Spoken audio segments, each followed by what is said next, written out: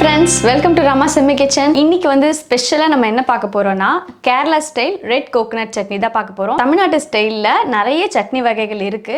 ஆனா கேரளாக்குன்னு பாத்தீங்கன்னா ஒரு தனி ஸ்டைல் இருக்கு. நல்ல தேங்காய் ஃப்ளேவரோட நல்ல காரசாரமா சாப்பிடுவாங்க அவங்க. நம்ம அதே மாதிரி இன்னைக்கு ஒரு சட்னி பண்ணலாம். அதுக்கு வந்து இன்னைக்கு நல்ல ஃப்ரெஷ் கோகனட் வந்து நான் ஒரு பவுல் எடுத்துருக்கேன். தேங்காய் எப்பவுமே ஃப்ரிட்ஜில் வச்சு தேங்காய் சட்னி அரைக்காதீங்க.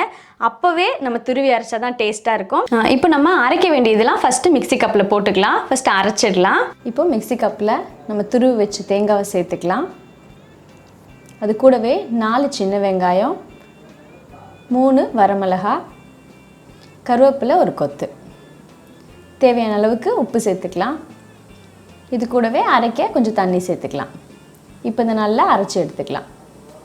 இப்போ தேங்காய் சட்னி நம்ம அரைச்சாச்சு. சட்னி அரைச்சி இப்போ ரெடியாக இருக்குது. நம்ம இதுக்கு இன்னும் நல்ல ஃப்ளேவர் வரதுக்கு தாளிச்சு கொட்டிடலாம். இப்போ தேங்காய் எண்ணெய் 1 டேபிள் ஸ்பூன் விட்டுக்கலாம். நல்லா காஞ்சப்புறம் கடுகு ஒரு 1/2 டீஸ்பூன், கருவேப்பிலை ஒரு கொத்து. நல்லா பொரிஞ்சு வரும்போது இப்போ இதில் சின்ன வெங்காயம் நல்லா நைஸாக கட் பண்ணி வச்சுருக்கேன். அதை நம்ம சேர்த்து நல்ல ஒரு கோல்டன் ப்ரௌனாக வர அளவுக்கு வதக்கிக்கலாம். இப்போது இந்த ஸ்டேஜில் நம்ம 1 டீஸ்பூன் மஞ்சள்தூள், 1 டீஸ்பூன் காரத்தூள், இப்போ எல்லாத்தையும் சேர்த்து நல்லா ஒரு வாட்டி எண்ணெயில் வதக்கிடலாம். இது கூட இப்போ நம்ம அரைச்ச தேங்காய் சட்னியை சேர்த்துடலாம். இப்போது தேங்காய் சட்னி சேர்த்துட்டு நம்ம எல்லாமே ஒன்றா ஒரு வாட்டி மிக்ஸ் பண்ணிடலாம்.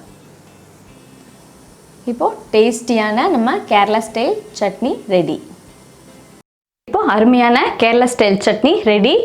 இது வந்து இட்லி, தோசை, சப்பாத்தி, கல் தோசை எல்லாத்துக்குமே ரொம்பவே சூப்பராக இருக்கும். கண்டிப்பாக இதை ட்ரை பண்ணி பாருங்கள்.